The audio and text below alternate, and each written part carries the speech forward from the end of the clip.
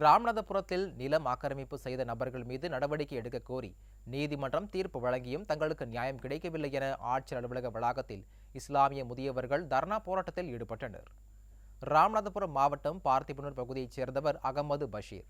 இவருக்கு சொந்தமான 21 சென்ட் நிலத்தை சிலர் ஆக்கிரமிப்பு செய்துள்ளதால் காவல்துறை, மாவட்ட ஆட்சியர் ஆகியோரிடம் புகார் மனு கொடுத்தும் நடவடிக்கை எடுக்கவில்லை என குற்றம் சாட்டுகின்றனர்.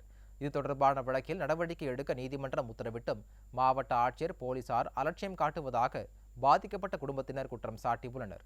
இந்த நிலையில் நிலத்தை மீட்டுக் கொடுக்காததால் மாவட்ட ஆட்சியர் அலுவலக வளாகத்தில் அகமது பஷீர் குடும்பத்தினர் குழந்தைகளுடன் தர்ணா போராட்டத்தில் ஈடுபட்டார். அப்போது முதியவர் திடீரென மயங்கியதால் பரபரப்பு ஏற்பட்டது. தகப்பனார் சொத்து பட்டாவில் குறைஞ்சிருக்கு. பழைய பட்டாவில் 154 இருக்கு, புதிய பட்டாவில் 133 இருக்கு. இந்த 20 வருஷம் கொடுங்க அப்படின்னு சொல்லிட்டு அலைகிறேன். டிஆர்ஓட்ட போய் கேஸை கொடுத்தேன். டிஆர்ஓ கேஸை நிப்பாட்டி விட்டாரு. எனக்கு முடிவு என்ன சொல்லுவோம்யா போய் அப்படின்ட்டாங்க.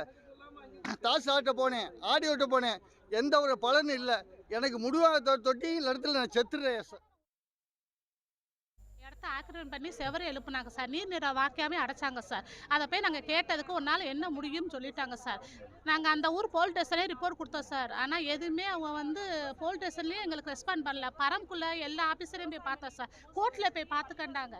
கோர்ட்லேயே போய் பார்த்தோம் சார். கோர்ட்லேயே ஜெயிச்சு வந்தோம் சார். ஆனால் அதுக்கு ரெஸ்பான்ஸே எதுவுமே பண்ணலை சார்.